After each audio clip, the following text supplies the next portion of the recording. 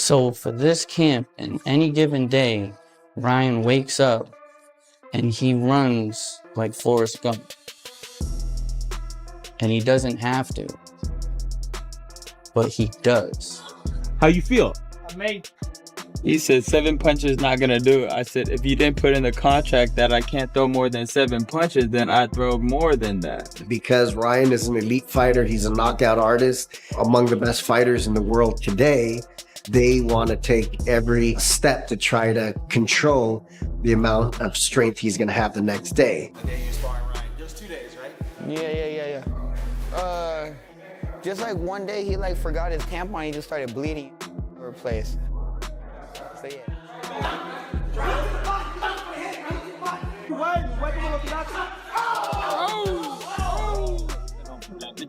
52 years, bro. Hey, and it's in the hood, bro. It hasn't closed down yet. You wanna know why? Because this place is good. Way more explain. Ryan's fast as shit. Ain't nobody gonna say Ryan's not one of the fastest fighters. And I look way faster at 47, way more explosive, way more durable. Ryan Garcia is grinding non-stop in training camp, leaving no detail unchecked. With Rolly Romero working alongside him, the two are dialing in his timing, sharpening his hand speed, and boosting his confidence as he gears up for his showdown with Mario Barrios. Hey, go forward now. Yeah.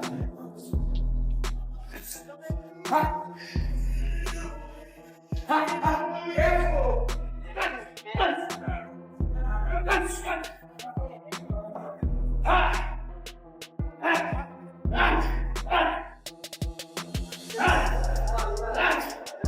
Ahí, anda el rico, arriba, abajo y arriba. Arriba, abajo, eso. Adelante y atrás. Échale, hijo, 5 minutes here. And running.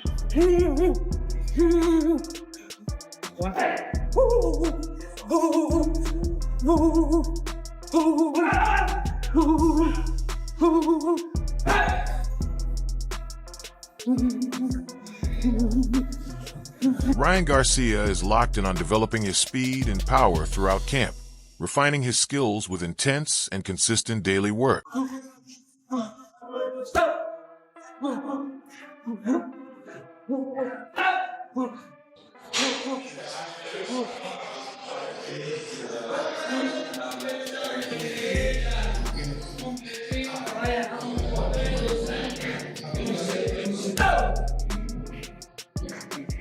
Una, dos, tres.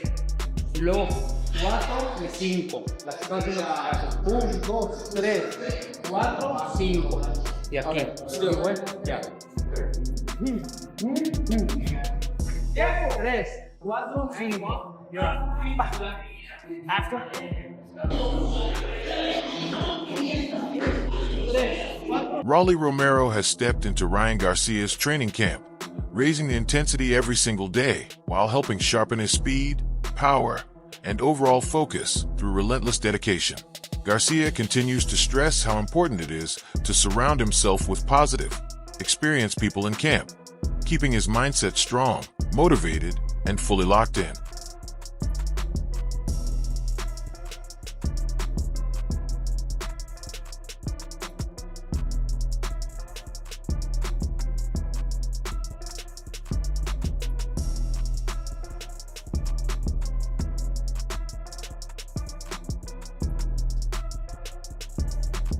Rolly Romero and Ryan Garcia, who have sparred in the past, now train side by side, sharing mutual respect and encouraging each other's growth every day. Tired of feeling down that day, we're picking each other up. 6, 7, 8, 9, 10. We feel so good. We're in this together. We're like the same person, just a hair color. It's just good to have like-minded people that are ready to take advantage of the opportunities, and we're not gonna let it slip. We're all building our own legacy, and when we get in the ring, you guys are gonna see something special. Mario Barrios remains confident, highlighting his experience and longer time in the ring, asserting that he holds every advantage over Ryan Garcia in this fight.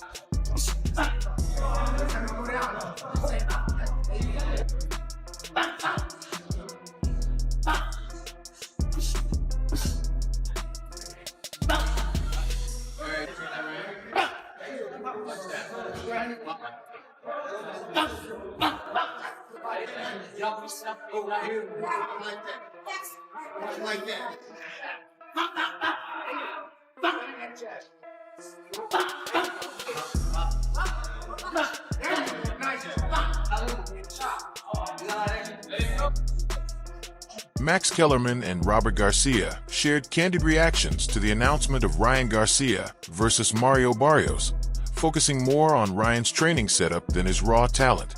They noted that Garcia is currently working with his father instead of top-tier trainers like Eddie Reynoso, Derek James, or Joe Goosen. Robert Garcia explained that Ryan's father provided a solid amateur foundation, giving him real experience. But he questioned why Garcia cycled through multiple elite coaches before returning home. To him, that pattern hints at potential issues with structure and authority within the camp. That I have coming to this fight is just overall just like everything. You know, my experience, you know, who I've been in the ring with, who I faced. I think, you know, the boxing IQ, I think I had that on my side. You know, heart. I think, yeah. He does have experience. Kellerman raised a key question about discipline, asking whether Garcia ever fully let those respected trainers take control, since top coaches demand rules, accountability, and consistency. Fighters can't simply do whatever they want each day. Robert added that trainers like Reynoso or James already work with champions and won't compromise their standards for anyone. If a boxer can't accept that leadership, progress becomes challenging. Both analysts suggested this kind of instability could give Mario Barrios an edge. Barrios is known for his steady preparation, size, and ring experience, and the structure within a camp could ultimately decide the fight's outcome. Which, I'm not saying the dad is not, you know, the dad brought him through the amateurs, but when he left his dad or went to seek a different trainer, before he came back to his dad, he went through 3 different trainers. Wow. That means what do you mean? All 3 are not good enough to, you know, they're all 3 Here's the question. in the Here's world. the question. Did Ryan Garcia ever allow those trainers to be the boss? That's why he's back with his dad, because I don't he's think the he did. boss. That's why. Yeah. Look, Joe Goosen, I know Joe Goosen. My brother used to train with him. He's not gonna just let you get away with stuff like that. Derek James shouldn't either. Eddie Reynoso doesn't need. He's made so much money with Canelo that if you want to come to me, it's gonna be under my rules. And if that didn't work, then Ryan's back. So that's I get that. Boxing analyst Wade Clemens offered a thoughtful take on the upcoming Ryan Garcia versus Mario Barrios clash. He posed the classic question: does a coach make the fighter, or does the fighter make the coach? Clemens highlighted Joe Goosen's long-standing reputation as a respected trainer, noting his ability to shape fighters, now with Barrios working under him.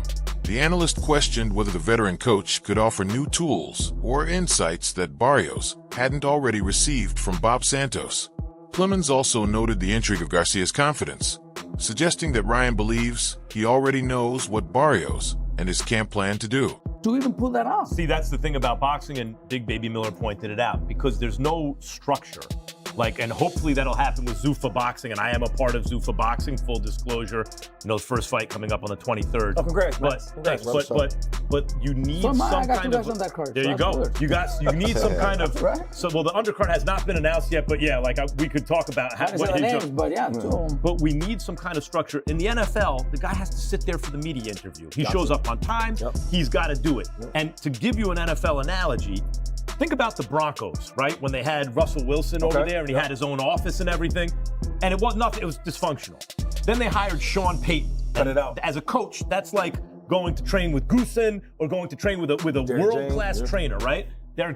And you knew as soon as Sean Payton got there, ain't no one's going to have their own office. And you turn around a couple. He even hinted at Garcia's claims of knowing inside details about Barrios' preparation, though the importance of that information remains unclear. Ultimately, Clemens emphasized that the fight isn't just about physical skill, but also about the coach-fighter relationship. Can Goosen bring fresh strategies to Barrios? Or will Garcia's familiarity with Goosen's methods give him the advantage?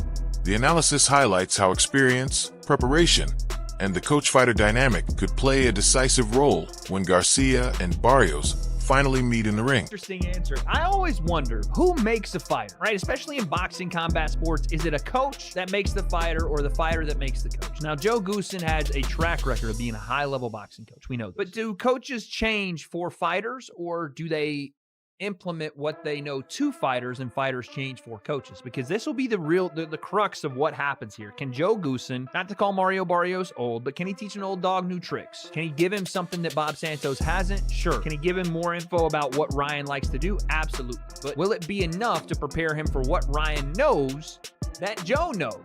And how Joe trains fighters, and how Joe runs a camp, and how rigid he might be. And even that last part, Ryan's talking about information leaking maybe from Joe, or that Joe was leaking information about Barrios, or about, I'm not sure who he was talking about Ryan, about Barrios. Ryan Garcia's trainer spoke confidently about his fighters' discipline and weight management, insisting that this camp is entirely different from previous ones. He explained that once Garcia is mentally locked in, everything else falls into place. Moving to the 140 pounds division is both realistic and promising. He emphasized that Garcia can comfortably make the weight without difficulty while still retaining his strength and energy. Chaos in the corner. Or not maybe chaos, but kind of misdirection in the corner of the Manny Pacquiao fight, where Bob Santos is saying one thing and other cornermen are saying, that are, a part of Mario's kind of OG team, are saying another. I think it's pretty well known that I would assume well known that Mario Barrios' dad used to train him, and I don't know if he was in the corner or it was somebody else, but there was a miscommunication, it seemed like, from even the people in the corner around the strategy of the Barrios fight for what they wanted to do against Manny Pacquiao. And let's just say I heard from sources there were a lot of frustrations that came out of that fight with how Barrios went into that fight, how he performed in that fight, and how directions were listened to from either one side or the other. It felt like it was a bit of a confusing thing. So when you have that kind of a situation, you feel like you need to make a move. One person's going to get left out in the dust, and it's probably not someone that's either. The trainer also admitted that during the Devin Haney fight camp, Garcia wasn't fully focused and allowed distractions to impact his preparation.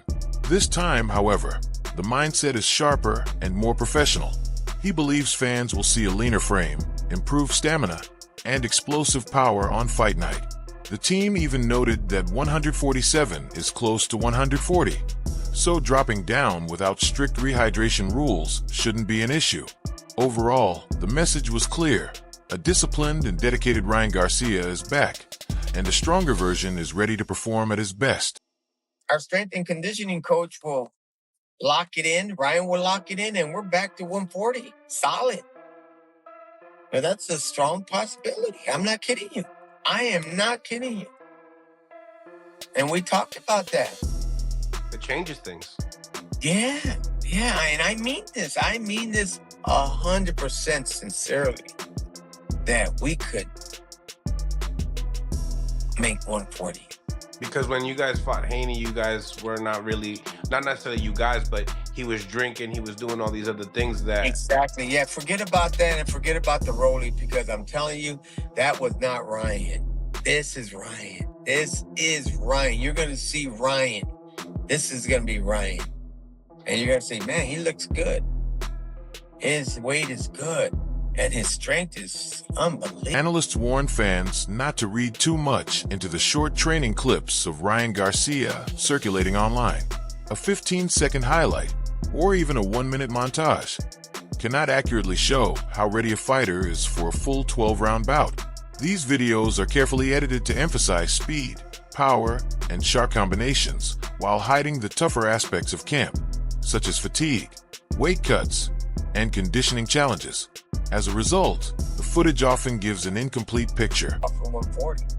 So there's a strong possibility without rehydration cause we could probably drop down to 140 with no problem. And make the fight happen at 40 instead. Absolutely. And then you guys can rehydrate whatever you guys want from there.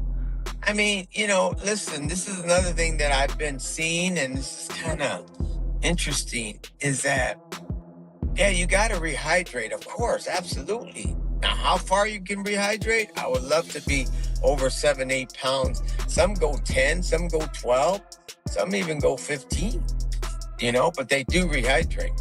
But when you're in shape, in total fitness, I think the most you could hydrate is 7 or 8 pounds. I'm not kidding you. When you're in Analysts pointed out that Garcia looked impressive in similar clips before his loss to Rolly Romero in New York. Yet the outcome in the ring told a very different story. This example shows that highlights alone don't predict fight results. By contrast, very little training footage of Mario Barrios has surfaced, making direct comparisons even harder. Still, the clips provide a glimpse into Garcia's mindset. He looks focused, fit, and serious about his preparation. Mentally and physically, he appears sharper. However, Barrios remains a respected and experienced welterweight, known for his durability and size. Ultimately, these snippets are merely observations, not guarantees. The real answers will come on fight night, when preparation meets reality, and both fighters must prove themselves in the ring. 15-second clips, because Ryan very well could have had similar clips before the Rolly fight, but then he ends up losing to Rolly in New York. So for me, when I see sparring clips or brief edited clips online, I don't necessarily factor that in too much into what is to be the outcome. Because the fact of the matter is, for Mario Barrios, I haven't really seen many clips from him at all. So training footage is very selective by nature. You're usually going to see the best moments plucked out, highlights, specific drills, things that would make someone look good. They don't really tell the full story about conditioning, weight cutting, or readiness. But what it does or can give you is an overall, like a snapshot of where the fighter is mentally, physically. Ryan does look. Greatness in boxing is measured not just by wins, but by legacy. If Ryan Garcia becomes a world champion, the sport gains a recognizable figure who can captivate fans both inside and outside traditional boxing circles. Analysts argue that sustaining boxing's relevance in 2026 and beyond requires marquee matchups. Great names facing great names, fighters whose identities truly resonate with audiences. A victory by Garcia over Mario Barrios would energize younger fans and bring renewed attention to American boxing. Looking forward to the fight. I think Ryan Garcia really needs to impress here because he's coming off of a loss to Rolly Romero. And we all know in the world of boxing that back-to-back losses can really drive you down the ladder. So I am enjoying what I'm seeing regarding Ryan Garcia as he gears up for this particular fight. Ryan Garcia, his discipline has been in question in the past, but right now it looks like he's trying to really make a statement. He posted this via his official social media. This is Ryan's page, evident by the blue check mark. Quote, "Maybe you aren't my speed. Some shots throughout camp, the finish line." Barrios, though experienced, has often struggled to seize defining moments in past high-profile bouts. Garcia, on the other hand, carries mainstream appeal capable of drawing casual fans and investors back to the sport. Recent events show that when recognizable fighters meet, boxing can thrive. Legacy takes center stage, and prominent champions like Garcia are crucial for reigniting both passion and investment in American boxing. Garcia does become a world champion, it just makes it more interesting. Legacy reigns supreme. I said the last year that coming into 2026, to sustain the sport of boxing, to captivate the imagination, the emotions, and the interest of the boxing fans and casuals outside of the sport of boxing, we need the names versus the names, relevant versus relevant. We need people that people recognize. We need the fans to recognize these names, and they will be interested. Ladies and gentlemen, Ryan Garcia beating Mario Barrios is good for the sport of boxing. It's good for this young generation because let's be real, let's be honest.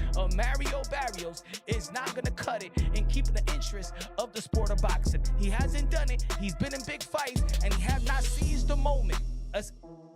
You Dennis Ugas, yeah, but it didn't seize the moment. We need interest. Ladies and gentlemen, American boxing is dying. A lot of people's not investing in American